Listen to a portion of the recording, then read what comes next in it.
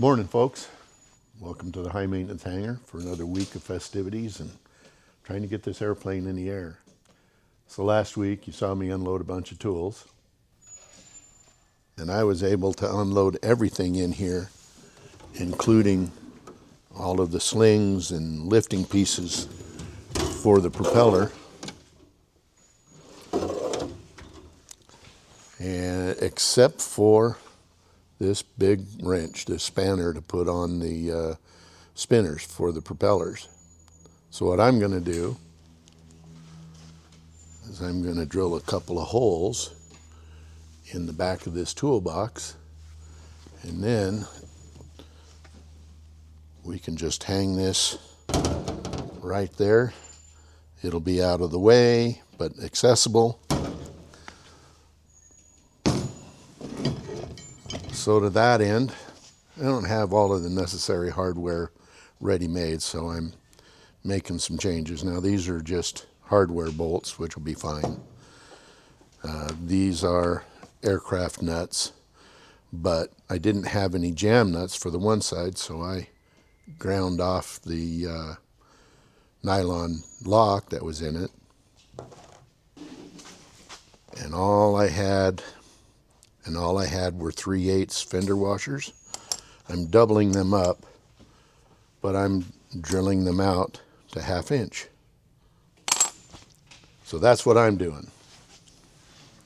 Now last week you saw us trying to figure out how far we needed to lift the nose to get the tail down enough to get out of here. And I'm not sure I explained it well enough, so stand by. Okay, so last week, we actually lifted the nose wheel 16 inches off the floor, and unfortunately I didn't have the brain capacity to film that, but we essentially got this under here, this jack and our pedestal, that we could get high enough to get this up high enough so that we could to see where the tail had to go to get out from underneath our ceiling heaters. So we've done all that. Now we know that Jan's got to make a wheel dolly, dream up a wheel dolly. It's going to take this tire off the ground 16 inches, and then we can inflate the strut. That will lock up the rotation of the strut just as if it was up in the air, and that will get us high enough to get the tail out from under here. So the next couple of days, Jan's going to make a drawing to figure out what the size of our wheel dolly is going to be. And then when we do that, we're not going to be able to use this jack. We're going to have to use these two tall blue jacks on either side of the fuselage at these jacking points right here. And we have there's some balls that screw in there, and that was designed to carry the weight of the nose. Pretty sure the nose, when we have propellers and everything else on this, it's going to be in the vicinity of 4,000 pounds on the nose. We'll know more when we get this thing all configured in dry weight, and we'll do a weight and balance and see exactly what the plane weighs. This ball stud screws right into the side of there, and there's two of them, and that's how Douglas designed at least that part to be lifted, the aircraft be lifted by those points. So let me get these holes drilled, and we'll get this hung, and I'll be back in a minute. Just getting it done with what we got.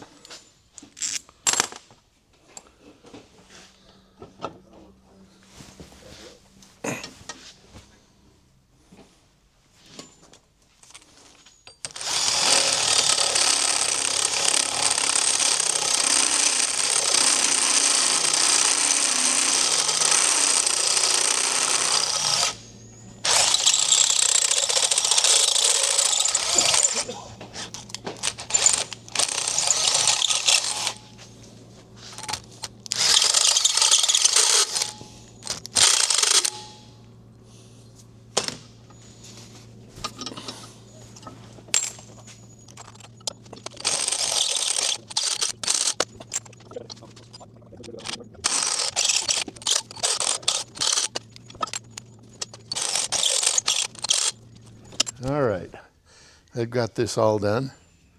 Didn't realize my camera has been running for the last 30 minutes watching that vise over there. Hold on. So I've got this all mounted. John, you want to come grab that and hang that on there? We'll let John do the honors. This thing right here. This thing right that there. Thing? Yeah.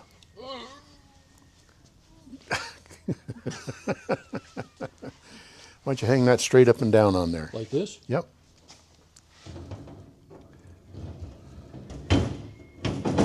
Looky there. Right on. Okay. I'm liking it. I am liking it. So now we're going to call it a high maintenance toolbox. Sounds like a good name to me. And instead of all your regular aircraft airframe tools, this is engine and propeller specific. So, all right, onward to the bigger and better things. So, a funny thing just happened at the high maintenance hangar. Dave just got back from doing a run to try to get some canvas for the inner gap seals that we need to have made. Hang on just a minute. I'm going to put the camera on Dave and he can explain what went on. Go ahead, Dave. We are looking for these inner and outer gap seals for the ailerons. And I thought I've got to go out and find some material looking for canvas. The canvas is a special kind of canvas because it seems to be sealed to the to keep the elements from rotting the material. But I went to Bob's Army and Navy up here in Orem, Utah, and I asked the lady there if they had, do you have any material like this? And she said, yeah. She went over and got one of these this exact part in their back room. And I thought, am I in Twilight Zone or is this, where's the cameras looking at me? Because that was really kind of a surprise. It's funny that. So to make sure you understand, this right here is an inner gap seal for an A26, or an outer gap seal for an A26 Invader that's been sitting, oh, by the way, at Bob's Army Navy store in Orem for 60 years. And how much did you pay for it? $10.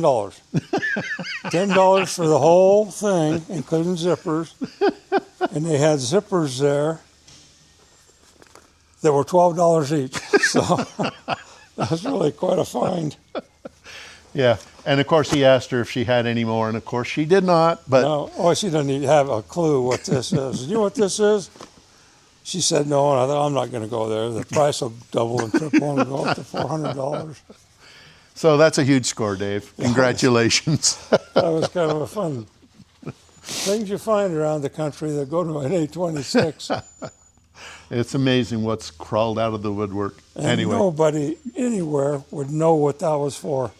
When I was a kid, going to Bob's Army and Navy, that very store, I wonder if this has been sitting there.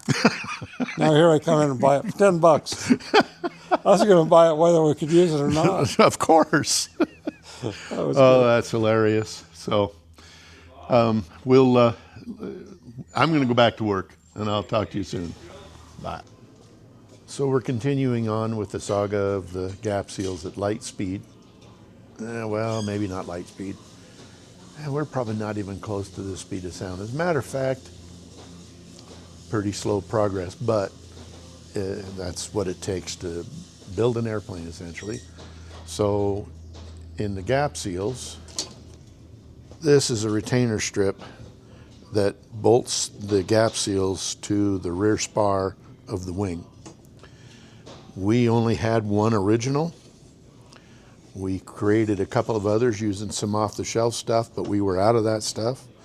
So one of Jan's buddies that has a metal supply store set about to creating the basic shape. Anyway, so Jan's going to go in and he's going to make some of these parts. We need 3 of them for the other wing, and we've got a whole bunch more. So stand by, let's see what he does.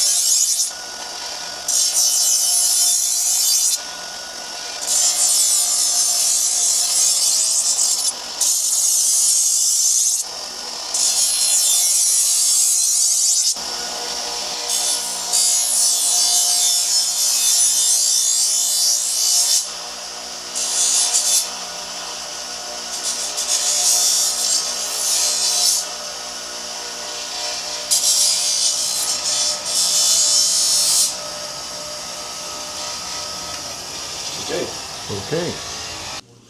Okay, here's the manufactured part that Jan just did. We need 3 more of these.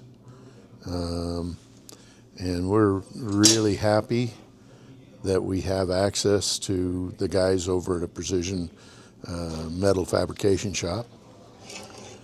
So we'll get these done. Now, if you're a A26 group without gap seals and without parts, let us know. We have some spares. Well, I'm here in my kitchen and I'm going to do something I've never done before. Jan decided to buy some MREs. I don't know what possessed him, but he said, take one home and give me your honest opinion. Tell me what you think. So I got beef ravioli in meat sauce. I got, this is multigrain snack bread. Fruit punch, just add water. Cheese spread. Now that's a good thing. M&M plains. Recovery bar salted. Recovery bar salted caramel marshmallow crisp. I can't talk. And then here's the beef ravioli.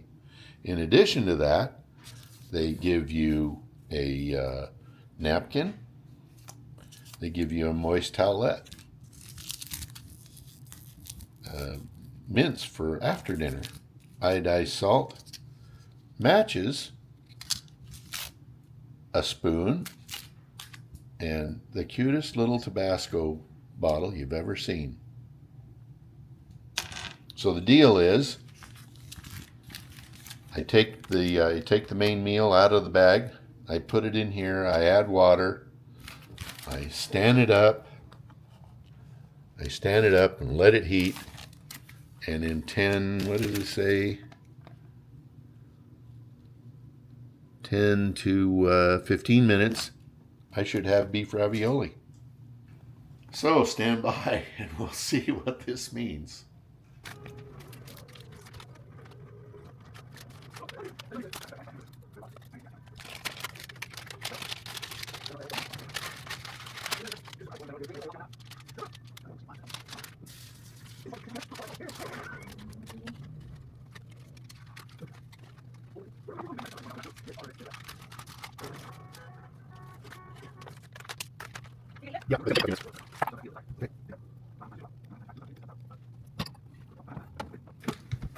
All right, it appears to be warm.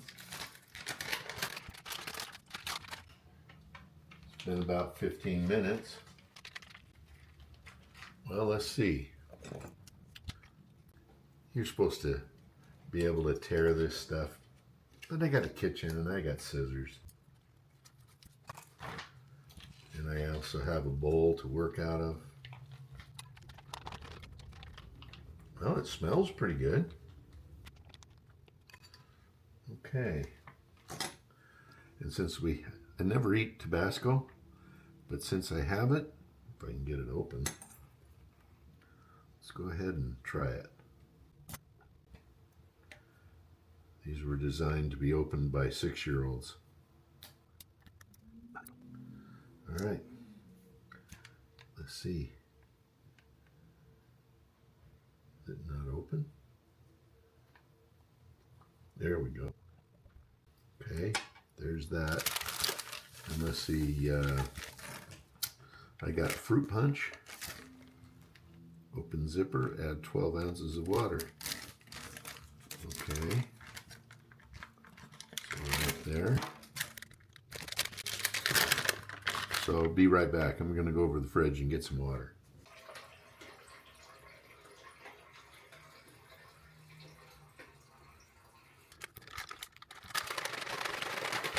Okay, I got my fruit punch, then recovery bar, salted caramel marshmallow crisp.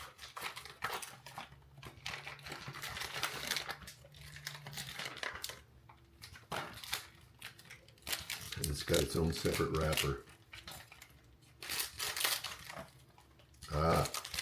So basically a granola bar.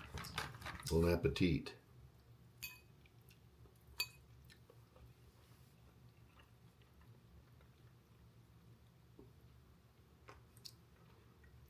Oh, that's not bad. I'm feeling the heat from the Tabasco coming in.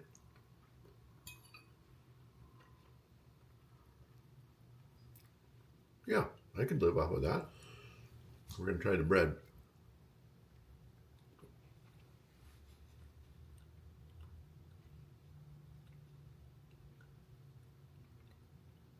I mean,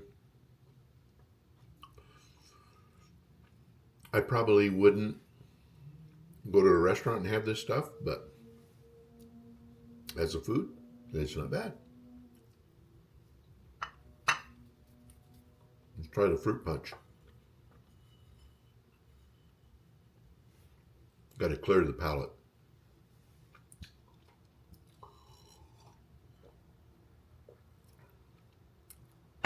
Yep, it tastes like fruit punch. So here's the recovery bar.